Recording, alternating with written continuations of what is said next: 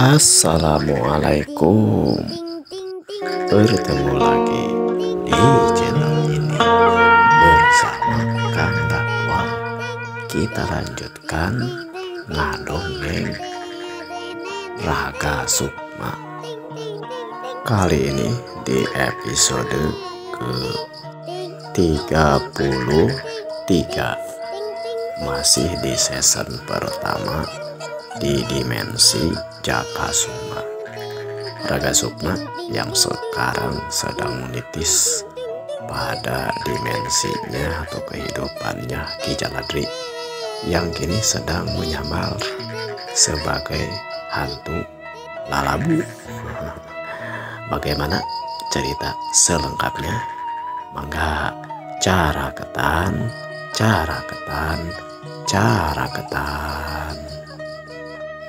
Suara hewan-hewan malam terus setia menemani, bernyanyi seperti hewan jangkrik, ciang-ciang, londok mah kalau dalam bahasa Indonesia itu katanya bunglon, tapi beda ya londok dengan bunglon.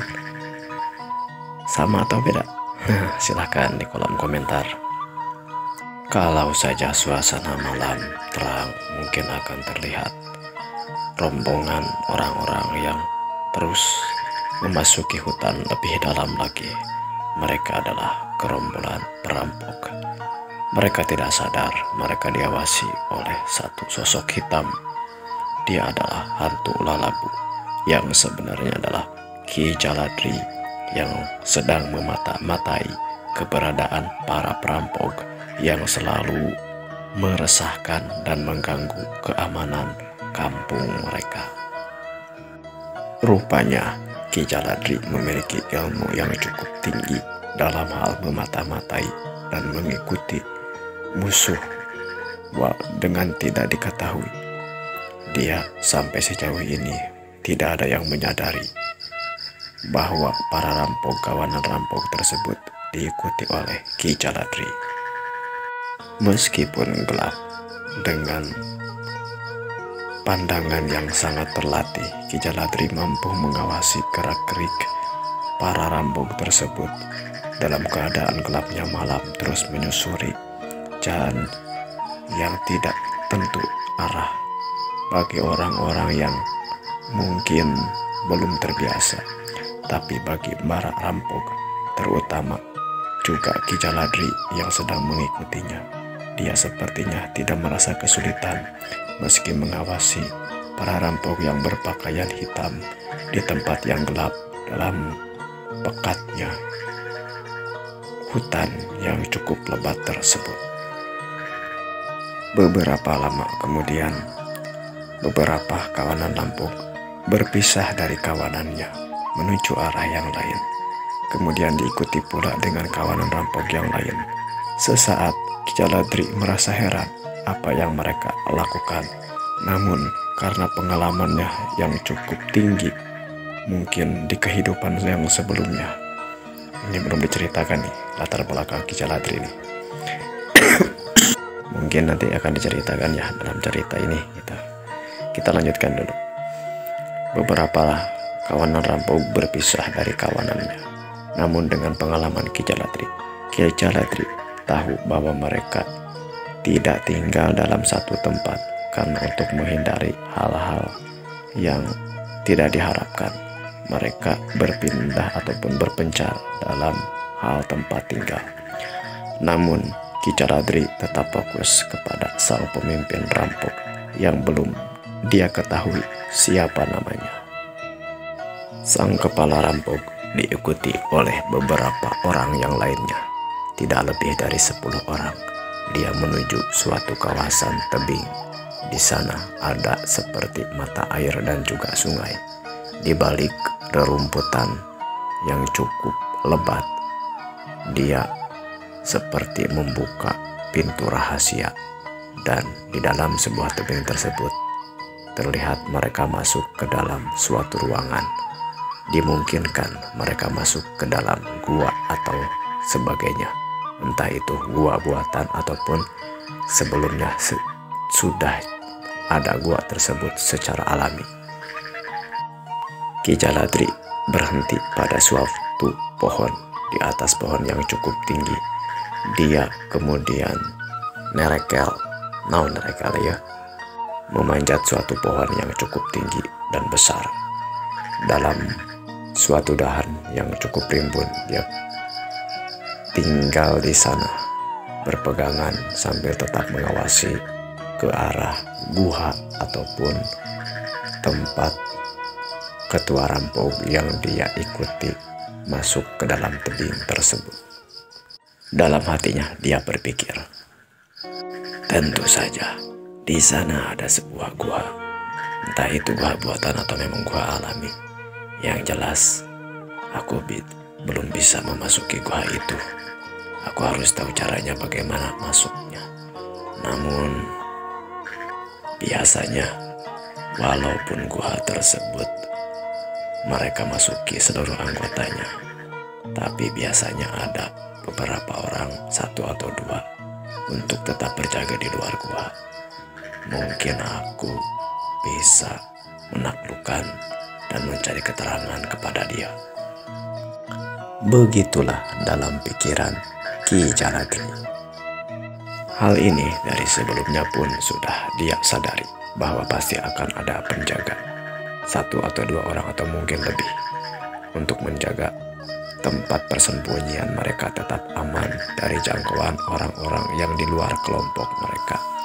Bahkan biasanya meskipun kawanan rampok, kalau bukan anggota kelompok itu, mereka akan sulit mengetahui tempat persembunyian masing-masing kelompok, karena itu memang peraturan dari masing-masing kawanan perampok. Sejauh itulah dia mengetahui bagaimana pemikiran para perampok tersebut. Namun setelah dia beberapa saat memperhatikan, tidak ada gerakan ataupun suara yang mencurigakan, menandakan ada penjagaan di luar persembunyian para rampok tersebut. Menjelang tengah malam, seperti ada pergerakan di atas bukit, di atas tebing, di mana terdapat persembunyian gua para rampok. Rupanya sang penjaga yang dimaksud tinggal di atas tebing, sehingga dari tadi belum disadari oleh Ki Jaladri.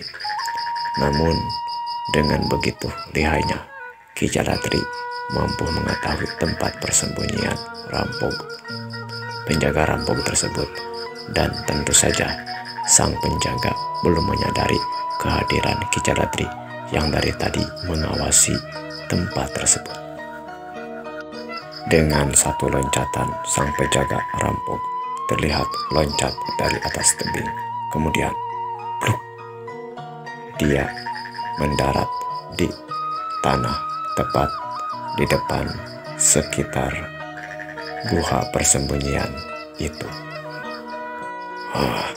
Mereka sepertinya sudah menyadari dan terus waspada. Sampai-sampai penjaga ini tidak aku ketahui. Untung saja aku sudah bisa mengira-ngira kalau akan ada penjaga di luar tempat persembunyian ini.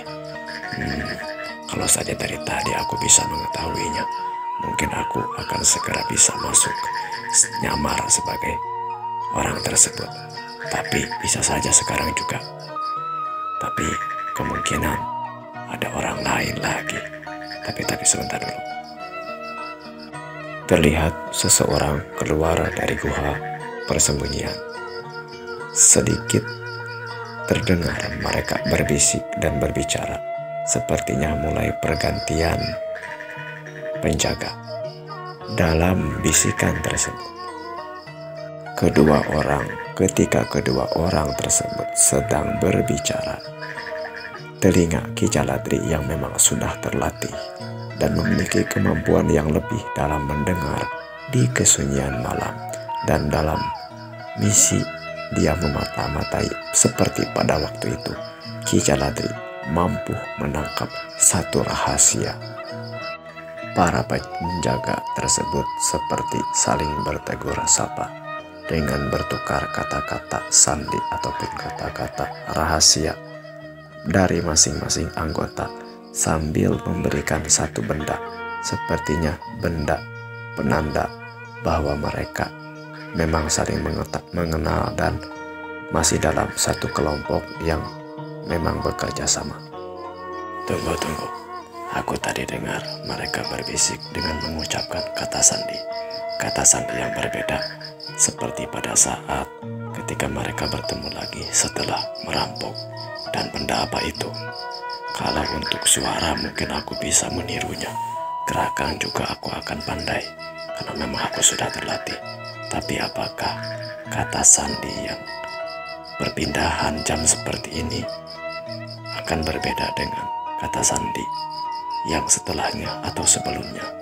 Aku harus lebih sabar menunggu ketika perpindahan berikutnya, apakah kata sandinya sama atau berbeda. Dengan sabar Ki Jaladri menunggu. Lamanya malam tidak dia terasa. Dalam keadaan seperti itu, dia gunakan untuk terus melatih pendengaran, penglihatan, dan juga fisiknya. Meskipun tidak secara leluasa, dia tetap melakukannya untuk melatih kemampuannya meskipun dalam tugas seperti itu. Menjelang dini hari, benar saja, ada lagi pergantian penjaga. Kali ini 2 orang datang, sedikit berkata-kata, dan Ki Jaladri kalau saja terlihat dalam terang, dia sedikit tersenyum. Kemudian setelah merasa puas, Ki Jaladri dengan perlahan menjauhi tempat tersebut. Aku tidak akan mungkin malam ini juga bisa masuk ke dalam tempat tersebut. Aku harus lebih bisa meneliti apa yang benar-benar seksama mengetahui keadaan tempat persembunyian ini. Aku kalau pulang akan terlalu takut ada yang mencurigai. Sepertinya aku harus tinggal di tempat ini dengan lebih, namun harus tidak diketahui oleh mereka. Aku memang sudah terbiasa dengan hal ini. Jadi, Ki Jaladri kemudian setelah agak jauh dan merasa dirinya tidak mungkin diketahui oleh para penjaga, kemudian dia masuk ke dalam hutan yang lainnya. Namun dia juga masih dalam keadaan waspada, takut-takut ada tempat persembunyian lain sehingga dia bentrok dengan penjaga di tempat persembunyian lain tersebut. Memang Ki Jaladri sangat memperhatikan kondisi, karena memang dia sedang berada di sarang para perampok, di sarang musuhnya. Setelah menemukan tempat yang cukup tersembunyi dan juga cukup pas untuk dia beristirahat, siang itu dia gunakan untuk beristirahat. Untuk makan dia tidak perlu khawatir karena memang sudah terlatih berhari-hari tidak makan pun. Apalagi di hutan tersebut dia menemukan dedaunan dan seperti buah-buahan yang bisa dia makan untuk sekedar mengganjal perut dan lain sebagainya. Di keadaan siang,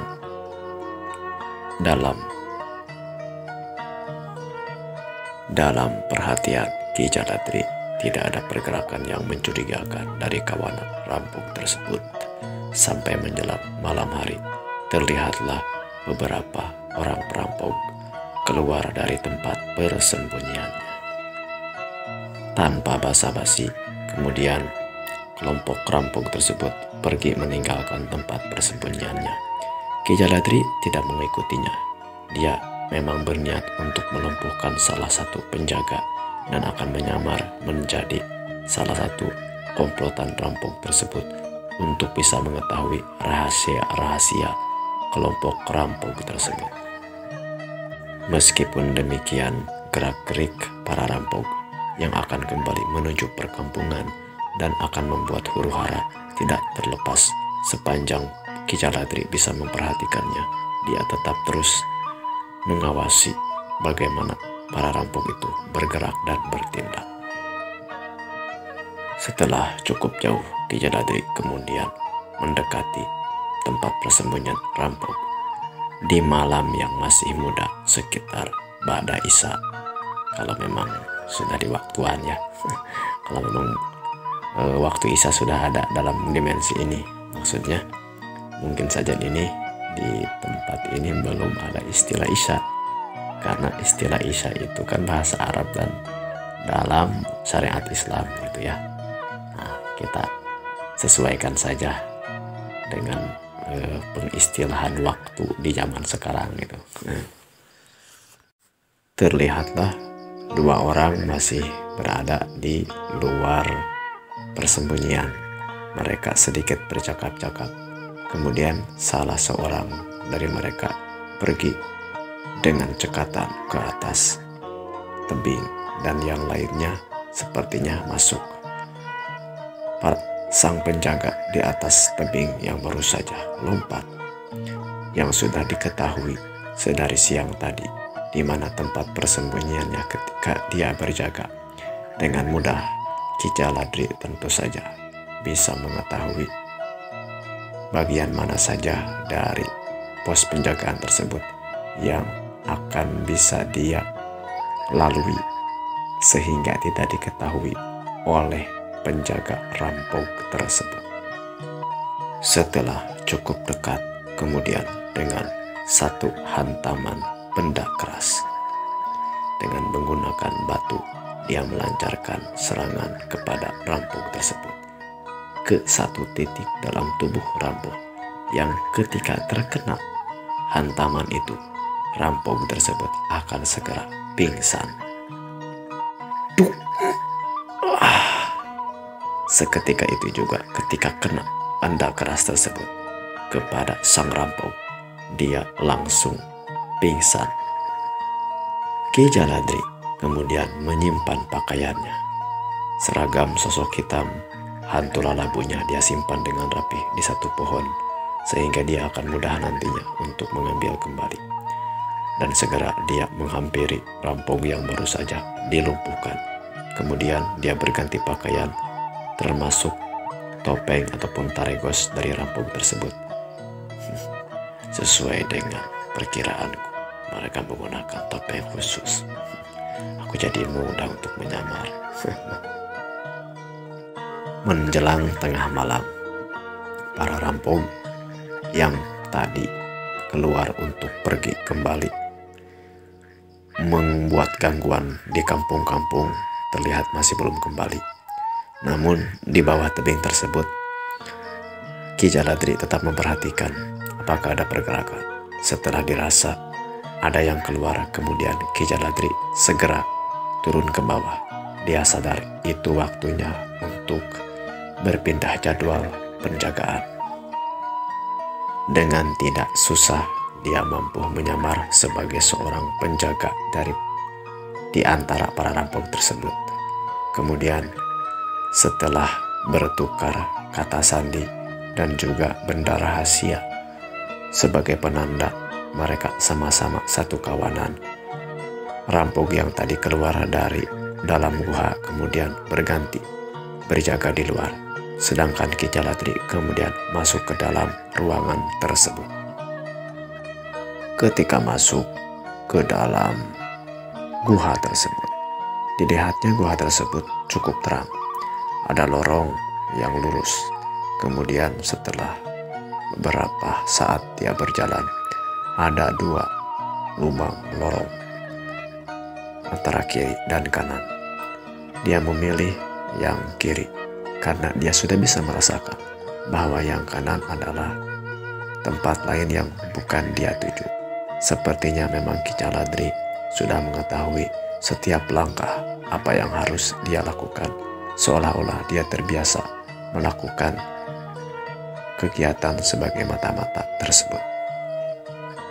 Benar saja, ruangan yang dia pilih sebelah kiri itu terlihat dari jejak kakinya bahwa ruangan itu adalah ruangan tempat tinggal para anggota rampok yang biasa-biasa saja.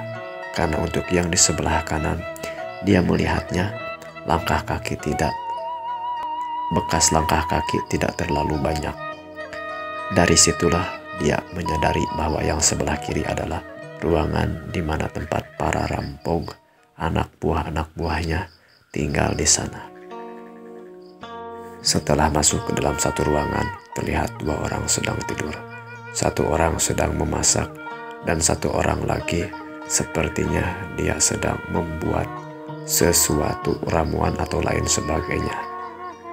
Terlihat juga terkadang dia seperti sedang memperbaiki dan juga mengasah senjata yang biasa mereka gunakan dalam kegiatan merampoknya. Dalam hati Ki Caladri berkata, ternyata ini seperti kegiatan rampok yang dulu-dulu pernah aku mata-matai.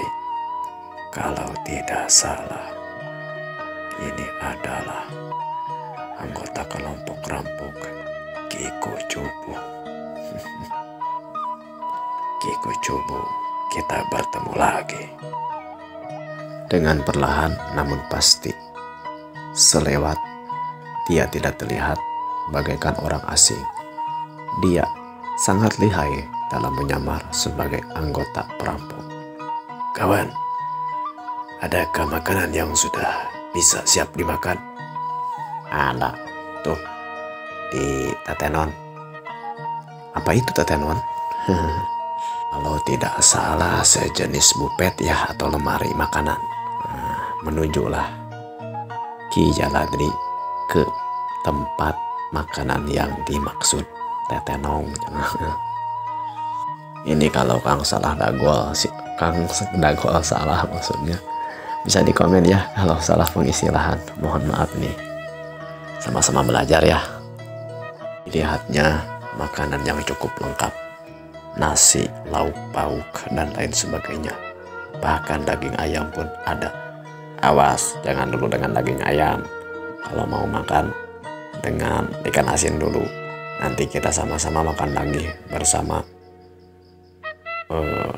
ketua kita. Iya tuh, aku juga sudah paham itu mah.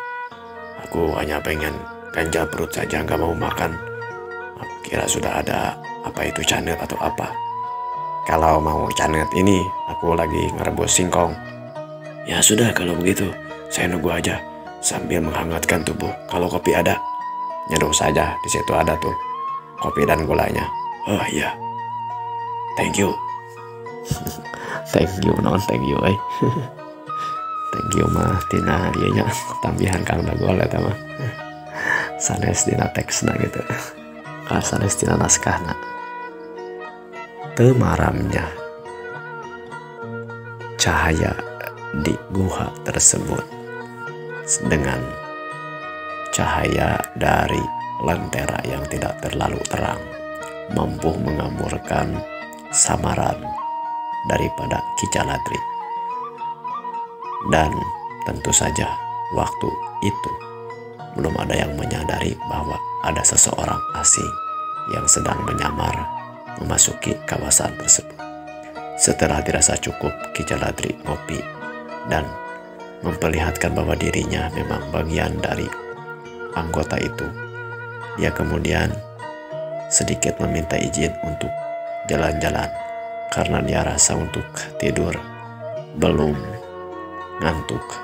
Dia ingin sedikit menghibur hati dengan berjalan-jalan di sekitar ruangan tersebut. Temannya yang lain tidak merasa curiga melihat gerak-gerik Ki Caladri yang sebenarnya ingin meneliti suasana di tempat tersebut. Tidak berapa lama setelah dia puas meneliti kawasan gua tersebut, dia kemudian merebahkan tubuhnya seperti kawannya yang lain. Tidak berapa lama, kawannya yang tadi mengasah senjata kemudian sedikit meminum kopi dan memakan rebusan singkong yang disediakan oleh kawannya yang lain. Mereka tidak banyak berbicara, hal ini pun sudah memang disadari oleh Ki Jaladri.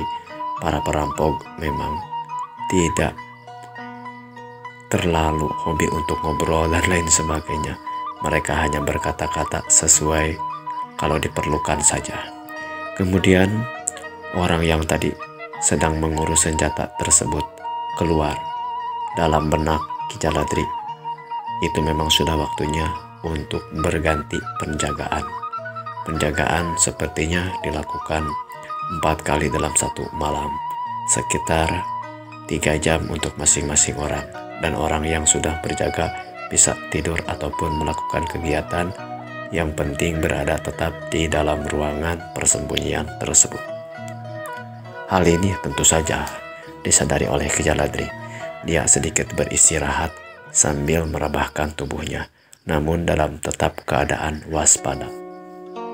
Sampai dini hari, kemudian terdengar kawanan rampok yang sepertinya yang baru saja selesai dari menjarah dan mengganggu keamanan para warga kampung kembali lagi ke tempat persembunyiannya. Kemudian anggota rampok yang lainnya memasuki ruangan para anggota, sedangkan sang ketua rampok yang sepertinya Ki Kucubung yang dimaksud oleh Ki Jaladri belum terlihat memasuki ruangan tersebut. Siapin makanan, aku sudah lapar dengan minumannya. Ayo kita makan dulu sebelum istirahat. Katanya tadi ketua ingin berbicara dulu kepada kita. Mungkin ada hal yang penting. Biasanya dia langsung istirahat. Ayo sekarang kita makan dulu. Apakah tidak sekalian saja dengan Pak Ketua? Tadi dia bilang kita makan dulu aja. Sepertinya dia ingin sedikit menyendiri ataupun beristirahat lebih. Mungkin setelah dia istirahat atau ngobrol, dia akan makan. Kalau tadi saya minta dianterin makanannya. Ya sudah kalau gitu, anterin sama kamu. Kecing. Oh iya siap. Segera rampok yang disebut si Kecing membawa makanan kepada ketuanya. Beberapa saat kemudian, setelah semuanya selesai makan, kemudian tidak lama kemudian, sang ketua rampok datang berkumpul bersama anggota yang lainnya. Kemudian dia memberikan instruksi kepada semua anggota kelompoknya untuk tetap berkumpul karena dia ingin ada sesuatu hal yang akan disampaikan. Kemudian sang ketua kampung terdengar berkata, "Kanca, 2 malam ini kita tidak memiliki halangan yang berarti ketika melakukan aksi di perkampungan merampok, terutama kampung yang dekat kadipaten itu. Aku rasa sudah banyak orang yang pindah dari kampung tersebut, sehingga penjagaannya hanya laki-laki dewasa saja, sedangkan para perempuan dan orang tua sudah tidak banyak terlihat. Ditambah para jago-jagonya, terutama si Jagasuma dan juga si Sanca, dan yang anak muda itu, katanya si Raden katanya, tidak terlihat. Ditambah si sosok hitam, apakah mungkin dia pergi mengantarkan kawan kita yang tertangkap tempo hari dulu, belum kembali atau seperti apa? Saya kurang jelas. Tapi saya rasa kita harus melakukan penjagaan yang cukup.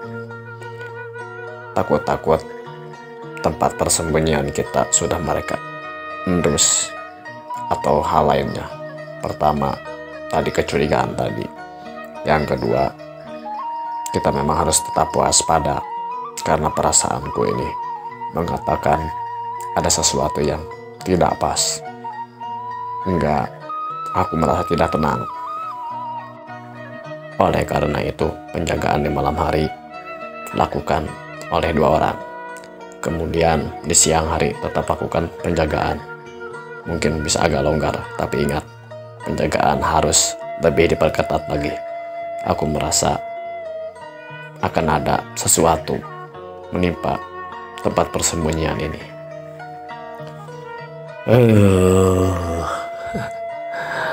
Waktosnya. pendengar yang setia ataupun yang menyaksikan video ini. Semoga kita bisa bertemu lagi di episode selanjutnya. Ya, terima kasih kepada yang sudah like, yang sudah setia, mensubscribe juga diucapkan terima kasih. Komennya di atas ku Kang Dagol. Yang belum subscribe, yang belum like, di atas juga ku Kang Dagol. Supaya Kang Dagol makin semangat dalam bercerita.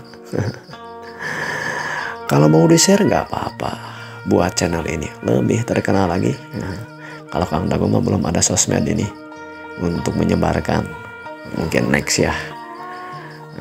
Oke, kita ketemu lagi di episode berikutnya. Wilujeng patepang deui permios.